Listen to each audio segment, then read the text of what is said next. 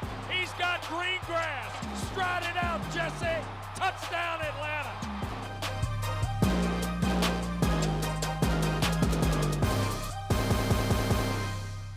Well, it's week 13 in the NFL, and the Falcons are in MetLife Stadium today taking on the New York Jets. 6 games left in the season, and each one matters the most as we move forward. So thank you guys for joining us for the Falcons pregame show presented by Ticketmaster.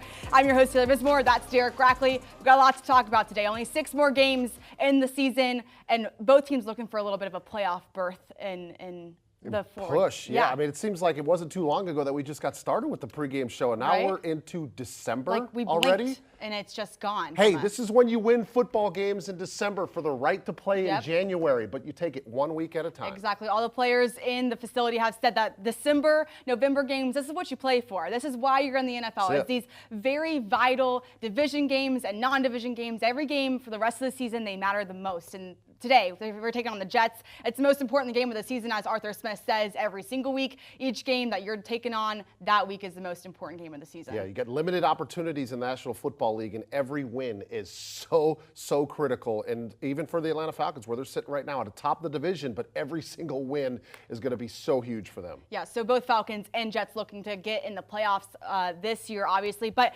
during the summer, I actually sat down with some of the guys from the 1998 team, which was the first team in Falcons history to go 14-2, and still the only team in Falcons history to go 14-2. And they started a cultural phenomenon. It's called the Dirty Bird. I don't know if you've heard of it or seen it. I think Kyle Pitts has done it. Calais Campbell has done it. And we wanted to get down to the nitty-gritty of who actually started the Dirty Bird. If you know me, I'm not a dancing guy. So he's a two-stepper. Yeah, I'm a two-stepper. So people were really surprised. But I think it was getting to the NFL, and I think it's different than college, man. There's just a celebration when you get in that end zone. It's just such a big deal. The one that everybody loves and knows is when we were playing the 49ers again.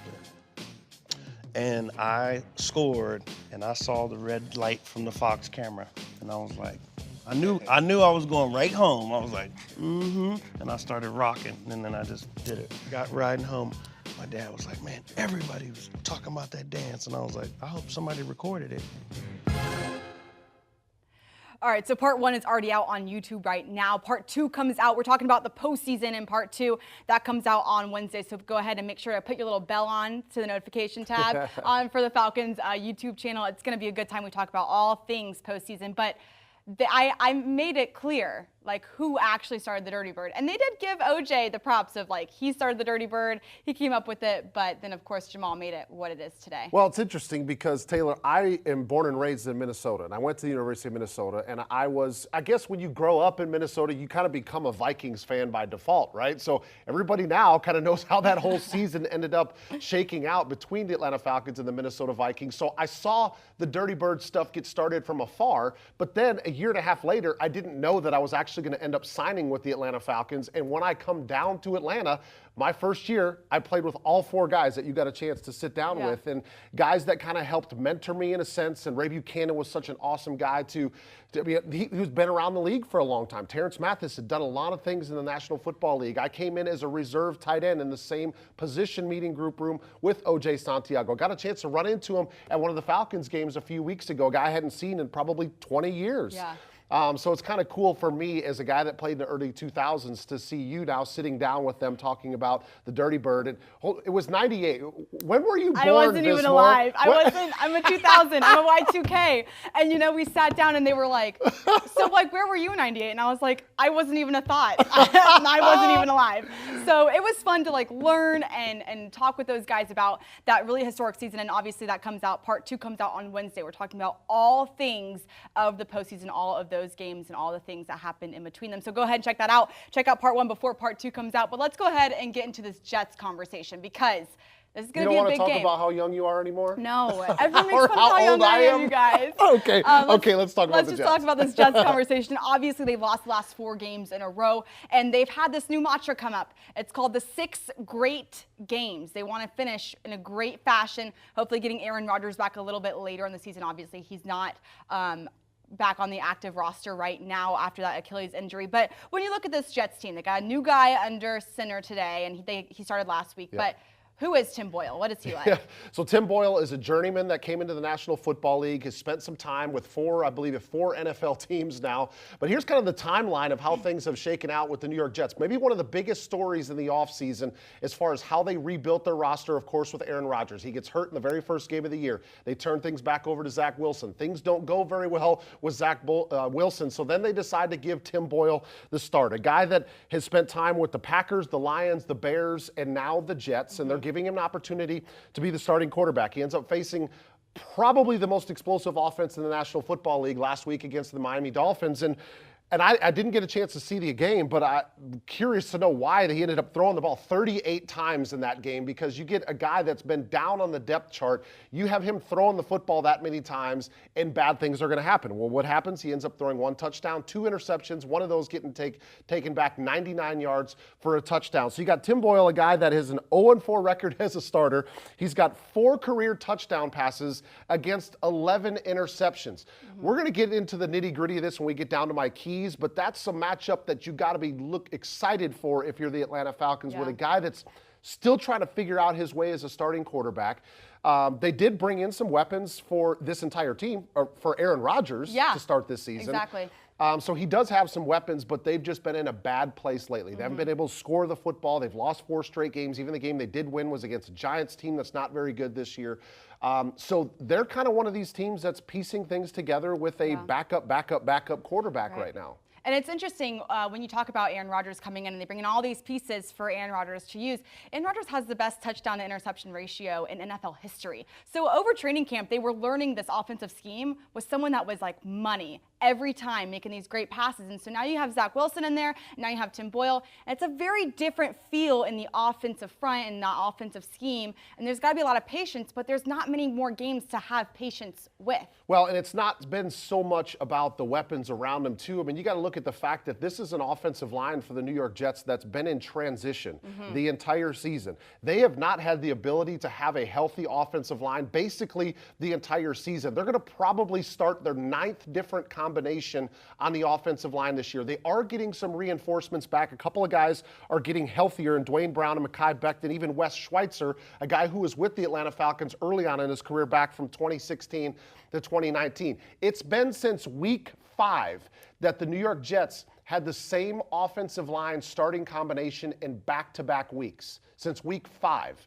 Okay, so you can sit here as a quarterback, as a head coach, as an offensive player, and you can say until you're blue in the face that I trust the guy that they're putting in the lineup. I trust the left tackle. I trust the right guard that's in the lineup. If they are not the starters that were planned to start the season, and they're not guys that have got experience, that have been to Pro Bowls, that maybe have been an all-pro player, you're not going to be the same type of offense. And I bet you if you got a candid conversation with Aaron Rodgers, he would tell you the exact same thing. He dealt with that same transition when he was in Green Bay. David Bakhtiari, his star left tackle, battled injuries his last couple of years, and they weren't the same offense when they don't have a good offensive line in front of them. Transition that to Atlanta, they've actually had a lot of continuity on their offensive line. Part of the reason why they've been able to move the football and they've been able to run it so well. If you don't have continuity on the offensive line, sometimes it doesn't even matter who your quarterback is. Aaron Rodgers, Tim Boyle, Patrick Mahomes. If you don't have anybody that can block pros coming across the other side on the defense, you're going to struggle on offense. Yeah, and I love that you mention how great this Falcons offensive line has been and how long they've been in part of this team. I mean, you look at Chris Lindstrom, look at Jake Matthews. He's made the most starts in the NFL or a Falcons franchise ever. Yeah. Like 155 starts, I think, consecutively, which is awesome. And then you have Caleb McGarry as well. You have a rookie in there who's learning from these guys. But let's talk about Desmond, who made his first start back as the starter last week against the Saints, who's behind all of these guys on this offensive front. What did you see from Desmond Ridder? Obviously, he had 2 interceptions last week, but what were you seeing from him that he might have learned in his time on the bench? Yeah, I mean, it looked like a guy that to me was not playing hesitant. He still was being aggressive. He was not afraid to take some chances downfield. And every once in a while, when you do that, you're going to throw things into harm's way, especially when you're going up against a guy like Tyrann Mathieu. He's a savvy veteran. This guy knows how to take the football away and ended up having a couple of interceptions. But I like the fact that he used his legs as an advantage. I mean, Desmond Ridder had, I believe it was 7 carries for 30 yards in the game. So using that, when the defense gives it to you, go ahead and tuck it down and use the athleticism that you had. Again, that's something that Atlanta hasn't had in a long time. Yes, they had it a little bit last year with Marcus Mariota, but when Matt Ryan was the quarterback here, he was a pocket passer that was not trying to tuck the football down and pick up yards with his legs. When you've got that ability to do it, as Desmond Ridder does, use it to your advantage. If things are covered up downfield, you see a seam up the middle, or if it's 3rd down and 4 and you feel like you can pick up 5, go pick up 5 and keep this drive going. But a couple of the plays that not only he made, the throw to Bijan on the wheel route down the sideline going up against the linebacker was a next level throw. But we just talked about the offensive line. There was a couple of plays in the game where the offensive line was awesome. One of the big runs that Bijan had, the blocking on the right side of the offensive line was perfect. You had 2 great stretch blocks by your right guard and your right tackle. You get an awesome seal block from Bergeron on the backside that kept the defense out, and he was able to see the seam, and he just burst north and south. Those are the type of plays we just talked about offensive line that you have to have if you're going to score points, specifically in the red zone. So did he make a couple of mistakes, Desmond Ridder, last week? Sure, he made a couple mistakes, some throws that he probably wants back. A lot of times, all that happens is you look at the quarterback when you see an interception. Yeah. But sometimes it's a tip at the line of scrimmage, which means maybe somebody didn't execute on the offensive line. It was a wide receiver that didn't have a good enough clear out route. It was a wide receiver that got too close to another wide receiver that brought another defender into the area to end up picking off the pass. So what happens is the quarterback gets the finger pointed at him because he threw an interception when there was probably somebody else on the offense that could have helped that interception not happen. Right. So yes, you don't want to see turnovers, but if you have a guy that's aggressive and he's playing with confidence, he's still taking chances downfield, I'd probably rather have him than the guy that's playing hesitant and not wanting to take the chance for the big play. Yeah, it's funny that you say that hesitation. I spoke to Caden Ellis, which is a linebacker for the Falcons, earlier in the week, and I wanted to ask Caden this because he studies the quarterback. He knows how to get to the quarterback. He knows how the quarterback kind of thinks and how they feel. And I said, you know, you've been in this league long enough to know how much tenacity it takes for a quarterback or anyone in any starting position to be put on the bench and then to be put back in that starting position. As Desmond Ridder, what kind of guy is he? What kind of quarterback is he for this team that he was able to do that? And he said, you know, when you look at Des, you see a young guy. But what I saw against the Saints is a guy who has confidence, who's got a cannon for an arm, and who wasn't afraid to air the ball out. Yeah. He was taking shots. And he said, obviously, yeah, you have two turnovers, and those things happen in games. Obviously, you don't want that, and you don't excuse it. But at the same time, what you're seeing are these turnovers that happen because he wasn't afraid to throw the ball, which is better than being afraid to throw the ball, throwing it and getting an interception because of a bad choice. He has always looked in charge of the offense. He doesn't look out of sorts. Play comes in from the sideline, he's got everything under control. He knows who's going in motion, who's shifting. He gets the offensive line set up. If he needs to make an adjustment to the play call, he does all that. When he does make a mistake, he doesn't look like he gets rattled. Those are the things that you can control as a quarterback, and I think all of those things are the reason why he continues to pass the test, if you will. If you throw an interception and you go to the sideline and it looks like you lost your puppy, you're probably in a bad situation as an organization because you don't know where the mindset of your quarterback is. Right. That's one thing I bet you this team has never had to question with Desmond Ridder. He gets up every week and he sits in front of that press conference and he faces the music, whether it's good or bad. And that's what you want to see from your quarterback. But you want to see those little lessons, those little things that he learns by turning on the tape each week. Sometimes it happens to be after an interception. You want him to learn from it, and maybe when he gets to the next game, he sees that same look and he's like, you know what, I remember that. The last time I did that, I threw an interception. I'm going to go to my number 2 in progression, or I'm going to tuck it down and run with it. I'm not going to try to force this ball into that window. Yeah, it's been fun watching him kind of grow in the NFL, especially this season. But he's going to have a big challenge today in it's actually New Jersey, it's not New York, because it's raining there and it's cold. And I looked at the Jets, all of their editorial writing, and they all said something about how the weather could affect this game. Obviously, the Falcons play in Mercedes-Benz Stadium, which it's normally a closed roof, so it's an indoor field technically.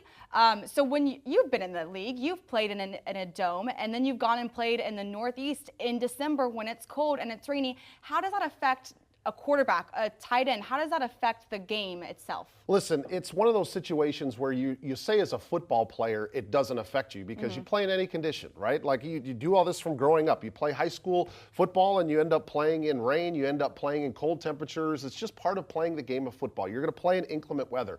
But for somebody to say that it has zero impact on the game, they're lying to you, right? Because so much about playing in the game of football is a mental game that you're not going to let the weather be a factor or an excuse on whether or not you're going to win or lose. Forecast for today's game looks like it's going to be wet the entire game.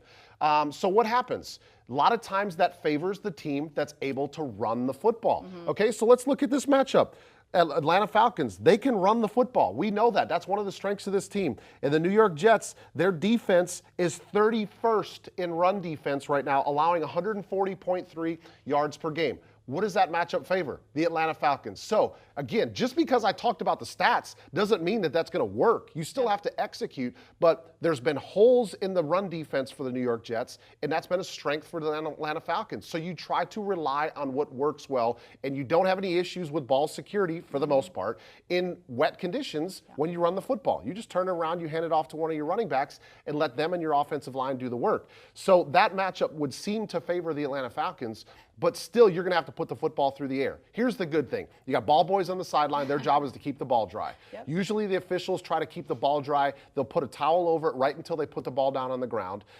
It's not going to be a torrential downpour. It's not that type of situation, but there's going to be moisture on the football. So you just got to deal with it. Because guess what? The New York Jets got to play with the same wet football as well. So who executes better? That's what it gets down to. It's going to be an interesting game. And be sure to look at their feet today. That sounds really weird. But make sure to look at their feet because today is My Cause, My Cleats throughout the NFL, and especially today with Falcons and Jets going against each other. It's a great cause that everyone in the NFL does. For the 8th straight consecutive season, the Falcons players and coaches will raise awareness and show support for nonprofit organizations and causes on the field during Sunday's My Cause, My Cleats game in New York. Beginning in 2016, the player-led NFL campaign has provided players the opportunity to showcase and bring awareness to organizations and causes that mean the most to them. In total, 43 Falcons players and coaches have selected causes to represent on their cleats and shoes for Sunday's game. To learn more about their participating players' causes, visit atlantafalcons.com/mycause-mycleats. These pictures are insane. They're done by our team photographer, Shauna Lockwood, and look, I mean, they're insane. They're great. The art is great. It's going to be really fun to watch all of their causes come to life today on the field. And you have a cause. You have your own cleats. Yeah, I do. I don't have cleats. I have tennis shoes, but it's an initiative that actually was expanded to broadcasters last year, I believe. And so I participated in it last year, and I was able to do it again this year. I thought about trying to hoist my foot up here, but I thought maybe I would end up pulling a hamstring. So I'm not going to do that right now. However, I am wearing a pair of, I believe they're Air Force Ones. I'm not a sneakerhead, okay? But it's for Garth Brooks' Teammates for Kids Foundation, which I was an ambassador for his Teammates for Kids Foundation when I was playing in the NFL. Garth Brooks is one of the most generous people that I've ever met. We've joked about this before. I'm not a country music guy. However, I do know about Garth Brooks because he's kind of the GOAT when it comes to country music. It was actually really cool. Last year, I put pictures up of my shoes for Teammates for Kids Foundation. He not only liked, but he commented on my Instagram post how cool he thought it was and just basically appreciated the fact that I was still thinking about Garth Brooks' Teammates for Kids Foundation. This is not all about me. It's about the NFL and it's about the players and how they continue to give back. And this is an initiative that I think is awesome because the NFL kind of gets this mantra sometimes as the no fun league, right? And we were so regimented when it came to uniforms and colors of cleats and types of cleats and everything. But this is one where the NFL said, do what you want. Put all the colors, put all the designs out that you want because of the cause is more important. So not only do the Atlanta Falcons participate in this, but everybody around the National Football League. And it's a cool weekend because all the television cameras get those candid shots of the players, whether it's in between plays, before the game, after the game, and the causes that they're representing. Very cool weekend. It's a super cool weekend. And the shoes, I saw them. They came in about last week, and they started rolling in like 2 weeks ago maybe. Just some shoes here and there, but we got all of them in before the game today, and they look insane. They look so good. So if you see a shoe that you like and you're like, oh, what's Micah Abernathy? His shoes look cool. Go on the Falcons website, read about his cause and what his cleats are for. Really cool moment and really cool week for this cause and throughout the NFL. But I'm glad that you didn't put your leg up. Because you could be inactive for the rest of the day. Yeah, I mean, you would have to cover for everything, and you'd have to go through my keys, the whole and thing. it just might be a disaster. Yeah. So I'll keep everybody safe, and I'll keep my feet down below the table. But speaking of inactives, let's just go ahead and get into the inactives conversation today. For the Falcons, Matt Collins and Mike Hughes are the two names that you're going to see right off the bat. Matt Collins is still inactive. He's been inactive since leaving the Vikings game before the bye. He's still dealing with an ankle injury, and so miss on Mike Collins today, but what are you seeing in this inactive list? Yeah, Mike Hughes has been dealing with a hand injury as well. He's going to be inactive, and this doesn't necessarily reflect that they're not healthy. That just means maybe they haven't factored into the game plan yet for the Atlanta Falcons, and so they're going to be inactive, and they're going to give them another week to potentially get a little bit more healthy and get them on the field so they can get closer to 100%. A couple other guys, Jake Matthews had a hip, and Nate Landman had a thigh. Those guys are both going to be active. I don't even think they ended up having an injury designation at the actual injury report at the end of the week, but guys that have been dealing with some nagging injuries. You talked about it. We're in December. I mean, lots of players on the team are going to be dealing with some nagging injuries, but again, fortunately for the Atlanta Falcons, they've been a pretty healthy team, so they get to go out there with some of their best players, and that's not common with a lot of teams around the league right now. Yeah, we've been fortunate as a team to have a really healthy team for the most part this year. Not the same case for the Jets. Let's go ahead and get to their inactives list today. Nothing crazy on their inactives list. It's more of the IR story that's been kind of going on all season long. Of course, you have Randall Cobb and Bryce Hall at the very forefront of that. So obviously, who do you see right here? Yeah, I mean, we talked a little bit about the offensive line. You got Austin Deculus, Billy Turner, the couple of tackles that are going to be inactive in this game. And, of course, Zach Wilson is the quarterback. He'll be inactive. I believe Trevor Siemian's going to be the backup for the New York Jets behind Tim Boyle in this game. But I believe Zach Wilson still has the ability to come into the game if there's an injury as that third quarterback. But they are banged up, but I feel like they're getting a little bit healthier. We talked about their offensive line, getting some reinforcements back on their offensive line. So it looks like you're going to have two teams here that are going to be fairly healthy for a December football game. That's very important, especially for Atlanta having pretty much all of their playmakers on the field. Yeah, and Bryce Hall had the game designation of questionable. He will be playing today. He's on that inactives list. So he's going to be a big key to the Jets game. So let's go ahead and get into the keys to the game presented by Wells Fargo of how this Falcons team is going to come away with two back-to-back wins in Week 12 and Week 13. Well, I think they've got to play the game and not the opponent. And what I mean by that is just worry about going out and executing the football game, and don't think about who you're playing, what their record is, who the quarterback is, because you start looking at all that stuff and you're going to see, a Jets team that they've lost their last 4 games, and they're starting a quarterback in Tim Boyle who doesn't have very good statistics. And if you just go back a few weeks, you're going to face a Minnesota Vikings team that ended up having a Josh Dobbs that just got there 5 days prior, and Atlanta ended up losing the game. Will Levis starts for the Titans. We end up losing that game in his first start as a rookie. Go to Arizona. Kyler Murray, his first game back after dealing with an ACL injury, thinking maybe, he's going to be rusty a little bit, right? They end up losing that game. So think about playing the game, executing each individual play, putting points on the board, keeping points off the board, and don't even worry about who's on the field. Don't even worry about what color they're wearing. Don't worry about what the quarterback looks like or not. Yes, the Jets have struggled to score points lately, but the last time I checked, this is the National Football League. They got professionals as well. And those guys are out there competing just like Atlanta is. So execute the game and not play against the opponent. That's what's fun about the NFL. Anyone can win any week. Doesn't matter the matchup, honestly. Right. So let's get to the second key to the game, which is defend the zone. Talk to me about this one. Yeah, just defend the end zone. I mean, it's been an area where the Jets, as I said, they have not scored a lot of points. 13 points, the most they've scored over the last 5 games in a game. They've been struggling to score. In Atlanta, even though you go back last week against the Saints, and yes, they gave up some big plays. They had some opportunities for New Orleans getting in the red zone, but they had that bend, not break defense. They did a great job once they got down into scoring territory, making them settle for field goals. 0 for 5 as far as red zone goes, and they ended up having to kick field goals when they got down into scoring territory.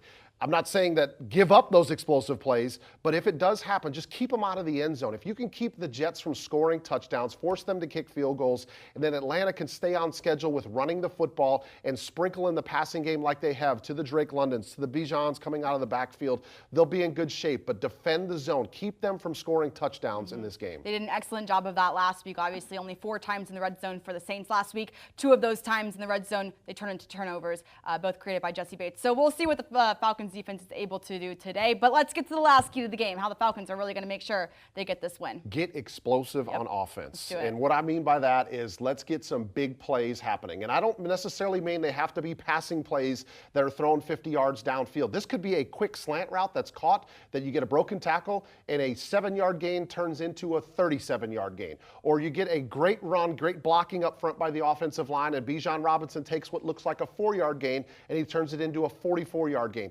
Those are the ones where you start to get points on the board quicker because you have faster drives, right? You go from your own 30 to the opponent's 20, put a couple plays together, and boom, you got a touchdown or a field goal, and all of a sudden things start to roll. So let's get some more explosive plays. Find a way to open up the offense a little bit. And then when they start respecting things down the field, that's when the run game works even more. So find some ways to get some explosive plays. And as I mentioned, it doesn't have to be Arthur Smith calling shots down the field. Could just be a good block downfield by a wide receiver, some broken tackles. You've got some big wide receivers here. Get physical, break a couple of tackles, and rip off some explosive plays. You're seeing those explosive plays kind of start coming together last week, so it's going to be fun to see what they're able to do. I want to mention this from last week. You said keys to the game. What was it? 5 touches for Drake London, 10 touches for Tyler, 15 for Bijan. This man was like close to on the money. I mean, they all got the touches or more. So if y'all are listening on the Falcons team, if y'all are listening to this, get off the phone, go finish your warm-ups, and beat the Jets. We're going to let you guys go, though. What did he say? Get explosive? Oh, okay, yeah. We got some explosive plays. We're coming with it. We're going. So we'll let you guys